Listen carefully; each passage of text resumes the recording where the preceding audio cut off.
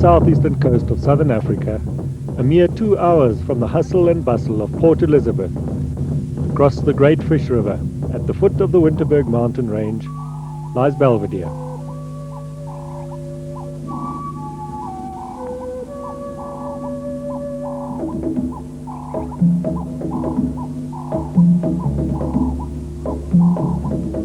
Home of the shy and elusive bushbuck, one of the many species of animals to be found here, and also a temporary home for hunters and those that love the outdoor life.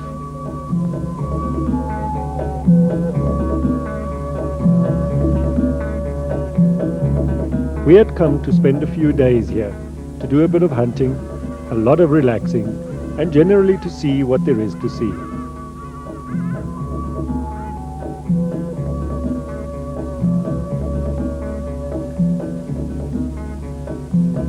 We had heard a lot about the attractive shy bushbuck living in the dense riverine bush, a territorial animal usually found singly and most often seen in the early morning or late afternoon.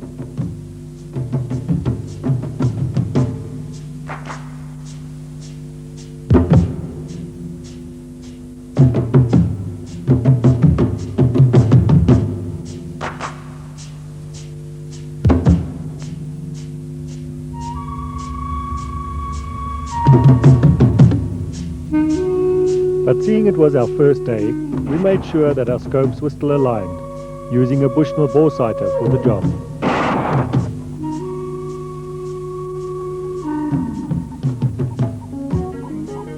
The bushbuck is more often seen than heard. A hoarse bark echoing through the still air. Famous for their courage, bushbuck have been known to seriously injure hunters and dogs when wounded or bayed.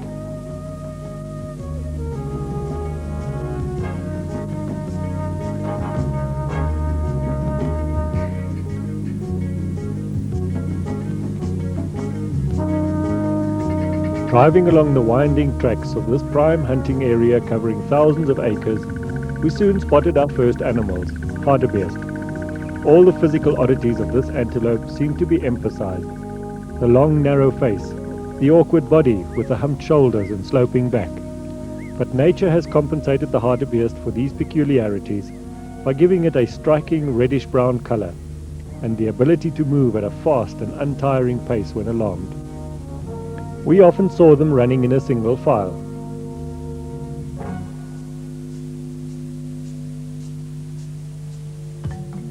On the Golden Veld, we saw herds of springbuck. This beautiful animal, with its gentle face and the typical markings of an African gazelle, is the national and sporting emblem of South Africa. When disturbed, they run off in a long line, and if pressed further, will bound in the air with a stiff-legged pronking action.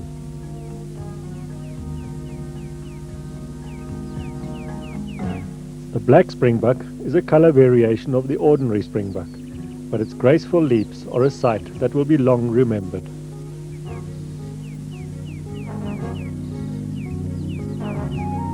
Some herds of springbuck have a number of white individuals amongst them. This color variation can range from pure snowy white to specimens that are a very light shade of brown.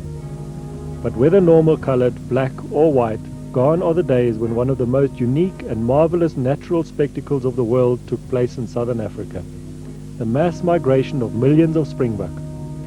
In 1896, one migratory herd covered an area of 2,000 square miles. They were described as traveling at a casual pace, feeding as they moved, but so densely packed that anything encountered was either trampled over by sheer numbers or else carried along with the host. While crossing hollows or rivers, those in the rear literally walked over the backs of the slowed up or hesitant front ranks, and thousands were thus injured or drowned. The country behind them was completely devastated by the countless small hooves. One of the finest antelope in southern Africa is the gemsbok.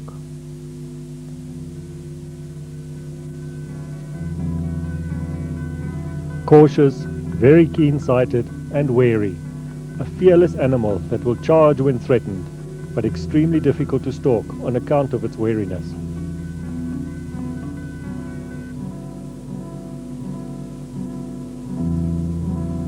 Thought by many to be among the fastest of the South African antelope, the blesbok are ideally suited to the vast expanse of grasslands. Locally, they are fondly known as noddies for their peculiar habit of constantly nodding their heads. The color of their coat is muted in comparison with the bontebok.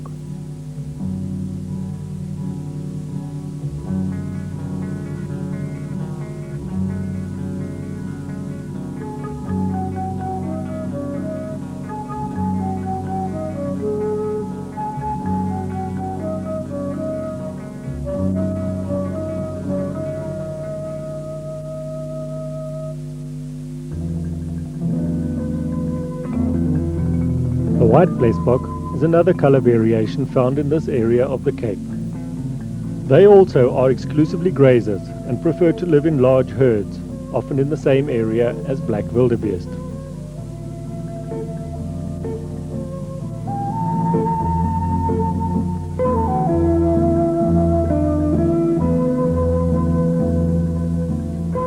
And while we were watching the blesbok, Egyptian geese were watching us.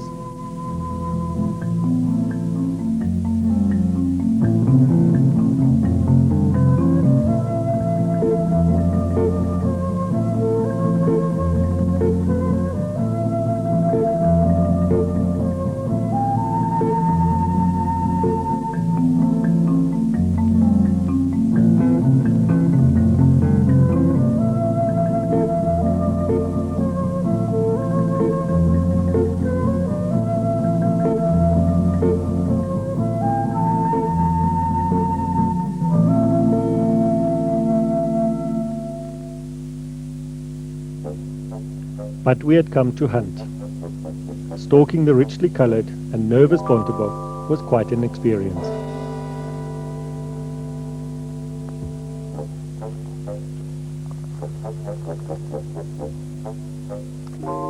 The wary curiosity of a lone black wildebeest bull almost ruined our chances.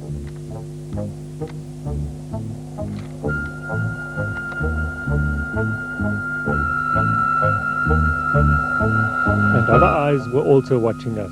The kudu cows had sensed our presence long before we had even seen them.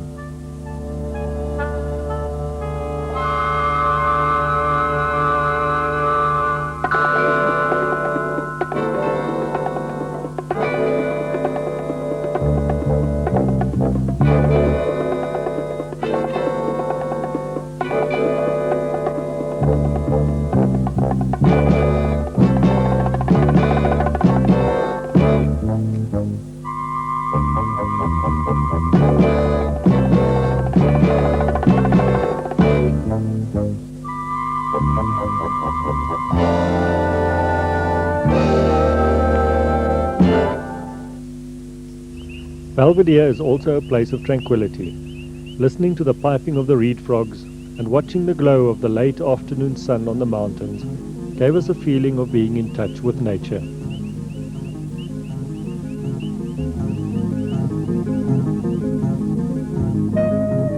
This mood stayed with us as we traveled back to the lodge, trying to capture as many memories as possible of this grand land.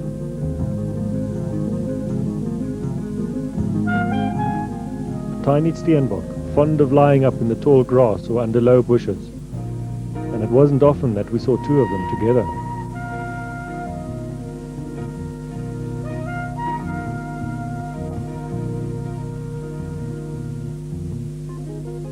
The large variety of plants and all the smaller animals always provided us with something interesting to see.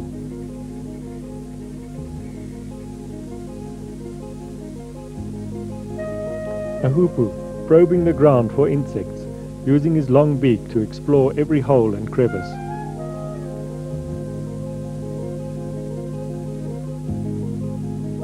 The shadows lengthened as we traveled the bumpy tracks, and we all looked forward to a hot shower, a drink, and some good food.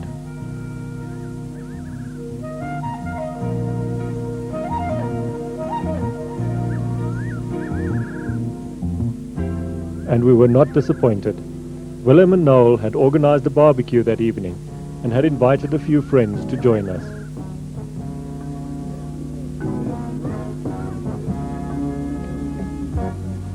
Surely there can be little on this world so satisfying as a barbecue under an African night sky, with stars so close you feel you can touch them, and the night sounds of the bush punctuated by the sizzle of fat on the coals and the warm laughter of people enjoying themselves.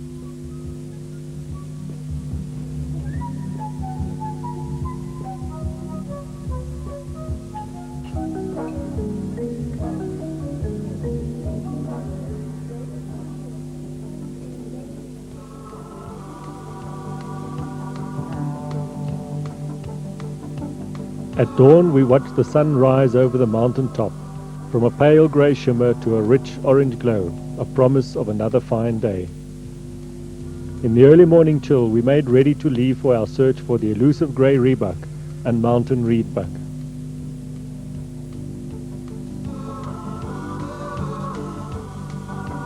Even the wildebeest moved up the hill to catch the first warming rays of the sun. And although sections of the pass were quite steep, we felt quite at ease with the relaxed confidence of our guide and the steady pace at which the four-wheel drive vehicle negotiated every obstacle.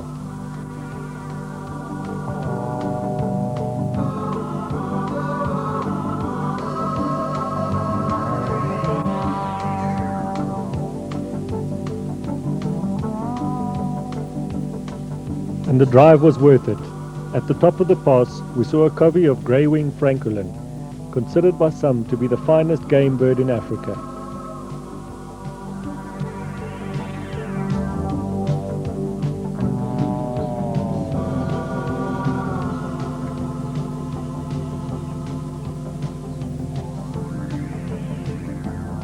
Except for the hovering flight of a solitary kestrel, there seemed to be no animal life.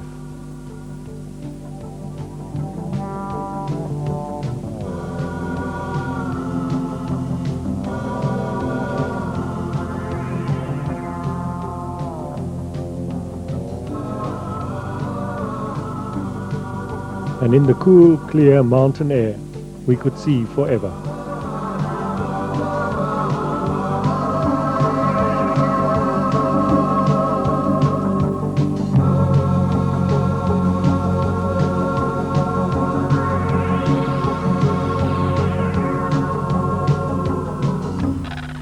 But the raucous trumpet of the blue crane brought us back to the present. There were the grey rebuck we had longed to see. These agile and graceful animals live on bleak mountain summits. They have excellent sight and a good sense of hearing and smell, and are thus quite difficult to approach. During the night, they come down the mountain to feed and drink in sheltered hollows, making their way back to higher ground at sunrise.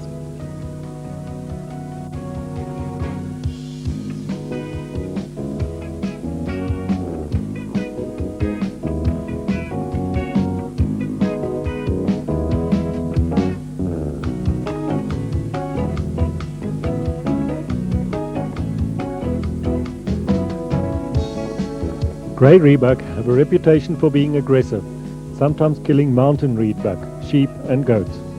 But as there are relatively few rebuck living in out-of-the-way places, the true story will probably never be known.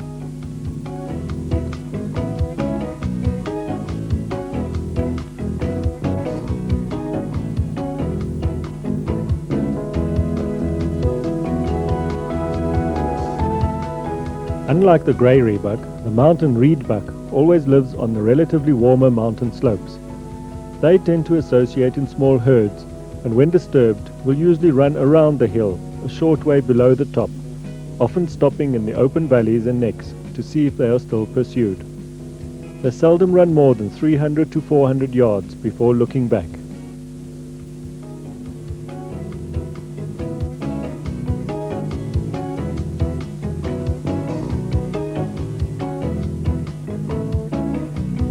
After spending the night in the mountain shack, we made ready to hunt springbuck.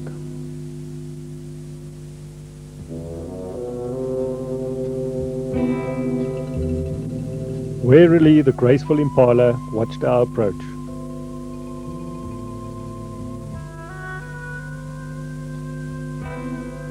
Hunting with Willem or Noel was a real pleasure. We appreciated their professionalism, always well organized, always ready to share their vast knowledge of the veld and its animals with us, and always very keen to make our stay as enjoyable as possible.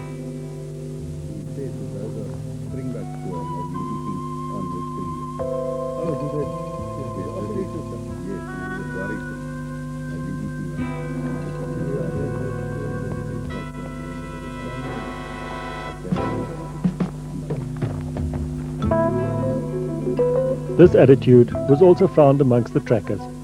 Untiringly, they would point out many animals and other interesting things which our untrained eyes would never have seen.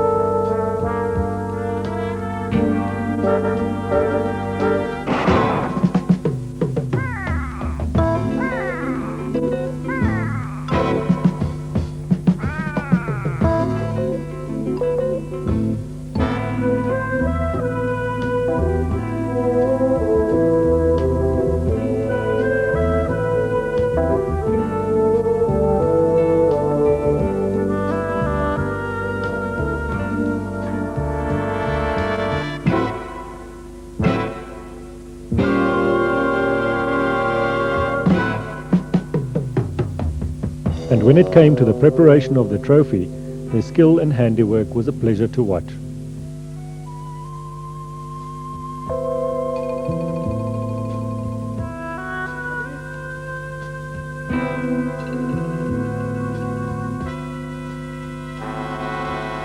While the trophy was being prepared outside, a different preparation took place inside the lodge. Usually the prime cuts of meat were prepared for the hunter.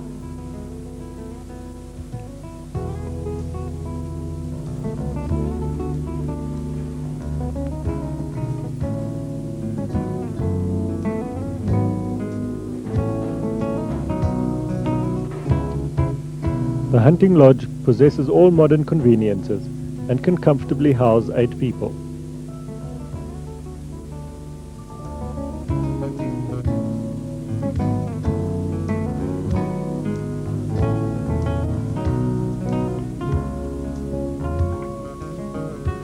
We knew before we arrived that our laundry would be washed and ironed every day, and that all toiletries would be supplied. This service really was appreciated, as it allowed us to cut down on our luggage.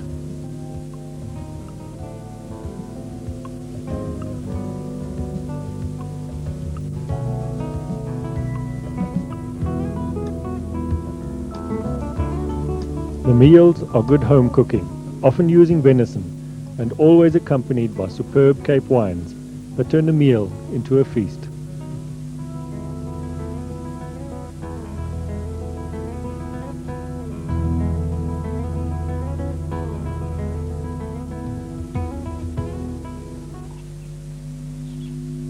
Dawn at Belvedere is always a noisy affair.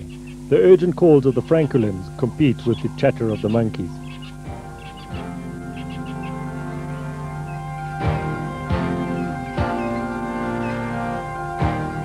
Before any trip into the veld, a bag is packed containing all the items one could want, from binoculars to a first aid kit, from two-way radios to suntan lotion. Even the vehicles are checked thoroughly and maintained in tip-top condition.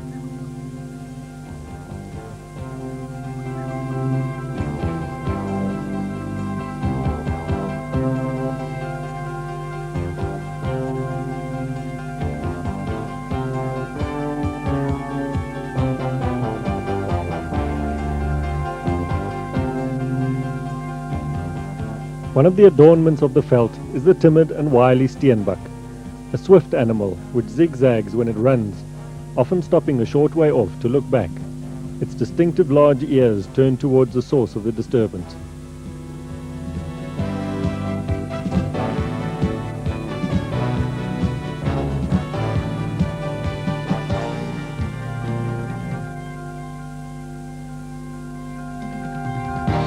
In contrast to the tiny steenbok, the world's largest antelope, the eland, is massive. Although they look so heavy and robust, eland are surprisingly active and can jump very well, clearing a 6-foot fence with ease. Eland are also great wanderers, and luck often plays a part in finding them.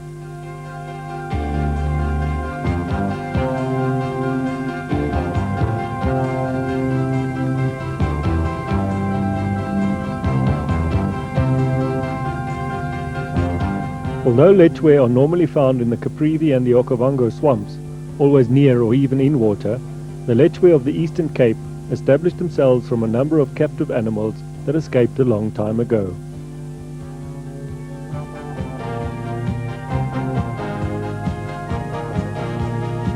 The herds have adapted very well to the drier conditions, and some good specimens are taken.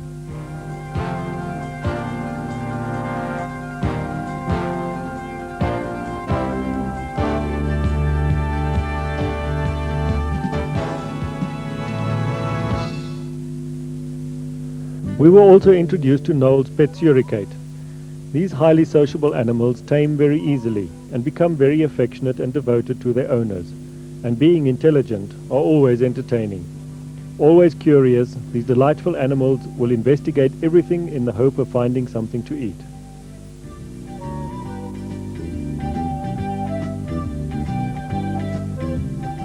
But Noel wanted to introduce us to another animal, and we all went along for the ride to see what it was.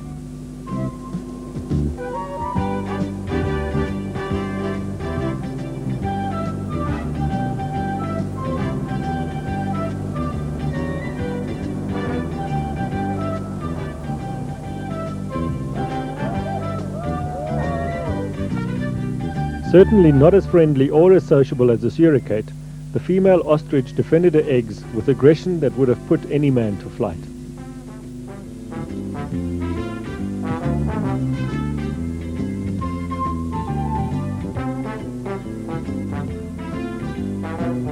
One kick from a two-toed foot can cause serious injuries.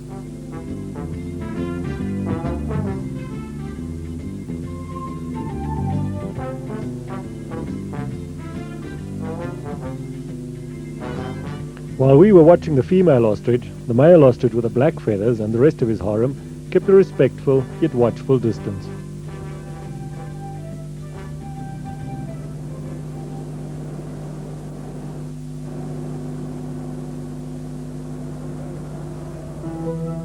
Besides lechwe, there is another species that has adapted to the Eastern Cape. Escaped from captivity many years ago and roaming wild all over the veld, fallow deer are now a permanent feature of this area.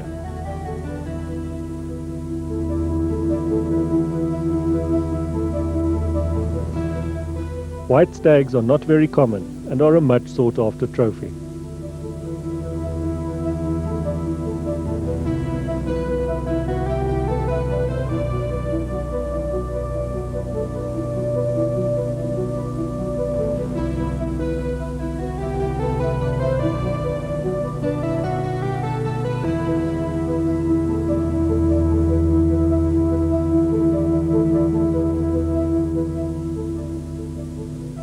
The does with their spotted coats are often difficult to see in the mottled shadows of the bush.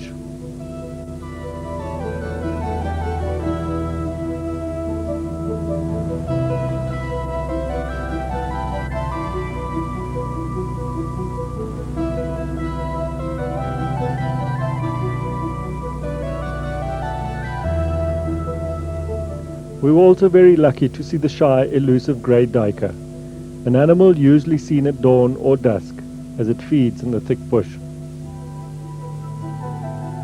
The Eastern Cape is well known for its black wildebeest. Not so long ago this animal was close to extinction, but has now made a dramatic comeback. Kudu are not seen all that often, normally because they don't want to be seen. The hunter's first awareness of kudu is usually the unmistakable clattering sound they make as they lunge through the bush. The rather belligerent wildebeest, however, prefer open grasslands and semi-bush, which they roam in small herds that can contain several bulls. When wildebeest gallop away, they are usually led by an old cow, frisking, cavorting, and plunging wildly. They then normally stop, retrace their steps, and turn to face the source of their alarm.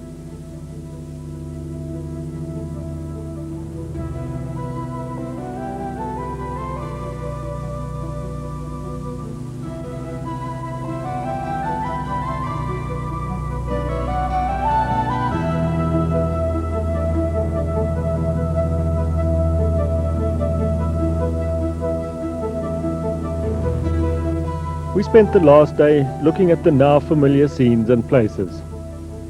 We took a last look at the Witgat tree with its ghostly white bark, and the ancient mountain tortoise plodding along, minding his own business.